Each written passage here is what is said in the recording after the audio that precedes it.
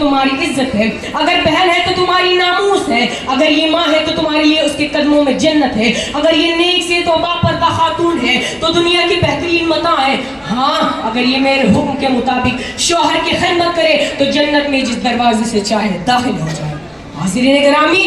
آج جدید فیشن کی کالی پٹیاں آنکھ پر باندھ کر ہم نے اسلام کے احسانات کو فراموش کر دیا۔ مغربی تہذیب نے آزادی نسواں کا نعرہ بلند کر کے بنت حوا کو بازاروں کی زینت بنا دیا۔ یورپی ثقافت نے عورتوں کے محافظ حجاب کو مردوں کی بلحوثی کے حوالے کر دیا اور عورت نے اسے اپنی کامیابی و ترقی تصور کر لیا۔ ہزاروں بلحوثی کرنے لگے مشق نظر توبہ، یہ تیری بے حجابی تیرے خودداری کی دشمن ہے۔ اے زنیس، تو نے اسلام کی ان کرنوں سے منہ موڑا ہے جس نے تجھے گھٹا ٹوپ تاریکیوں میں روشنی عطا کی، جس کی تعلیم نے تیرے ساتھ صفا کی اور ظلم کے سیلاب کی باڑ باندھی، تیرے سر پر منڈلاتی ہوئی مایوسی کے گھنے بادل کو امید کی کرنوں سے دور کیا۔ اے جدید فیشن کی دل دادا،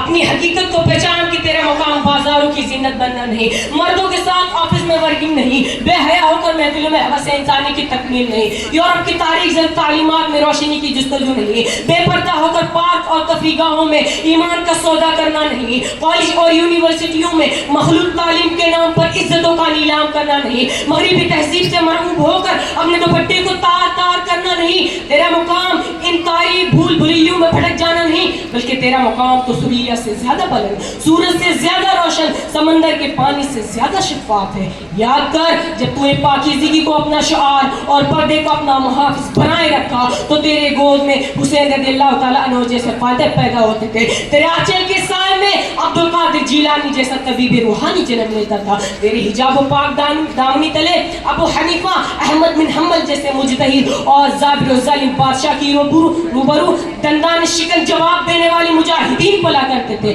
تیرے مہد مبارک میں طارق بن زیاد، صلاح الدین ایوبی اور ٹیپو سلطان جیسے بہادر سرفروش شانہ جذبے سے سرشار افراد جنم لیتے تھے۔ اور تو غور سے سن، اسلام کی پہلی سیدہ سمیہ رضی اللہ عنہا، جنتی عورتوں کے سردار فاطمہ رضی اللہ عنہا، سب سے بڑی فقیہ عائشہ رضی اللہ عنہا، میدان کارزار میں دشمنوں کے صفوں میں خلبلی پیدا کرنے والی نقاب پوش خولہ رضی اللہ عنہا، فرعون کے سامنے منہ توڑ جواب دینے والی بی بی ماشطہ، اپنے 4 جوانوں کو راہ خدا میں قربان کرا کر فخر کرنے والی خنسہ رضی اللہ عنہا۔ اسلام کی تاریخ تمہارے سرفروشانہ جذبات، پاک دامنی اور پاکیزگی اور تمہاری بہادری شجاعت سے بھری پڑی ہے، لیکن افسوس نئی روشنی نے اندھیرے میں ڈالا، ستم ہے کہ ظلمت کو سمجھے اجالا۔ محترم حاضرین، آج عظمت نسواں کی نگہبان موجودہ دور کی فیشن زدہ خاتون بن گئی، ختیجہ اور حفصہ کی بیٹیاں آفس اور دکانوں کی شوکیس کی نمائش بن گئی، ام عمارہ کی مجاہدانہ کردار کا عکس بازاروں کی زینت بن گیا، عفت مریم و عائشہ کی محافظ پارک و تفریح گاہوں میں ایمان کی سوداگر بن گئی۔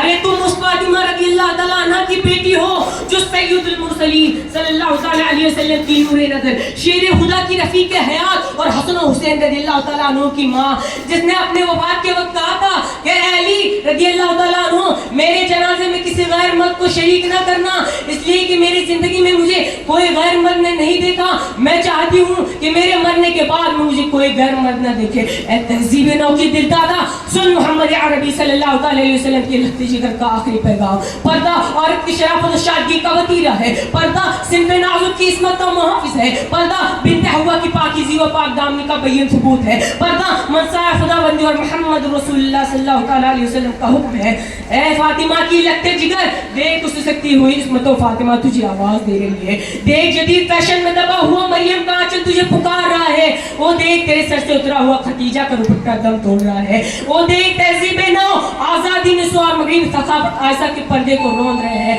اٹھو، اسلام کی غیور بیٹی ہے، ان سسکتے سلکتے اور تار تار ہوتے ہوئے فاطمہ و مریم کے آنچل کو اپنے سر کی زینت بناؤ کہ یہی پردہ اور کی عفت و عصمت کا محافظ ہے۔ اے زرے عصر روا، اسلام کی آنچل میں آ، امت مسلم کی ماں، اسلام کی آنچل میں آ، وما علینا الا البلاغ۔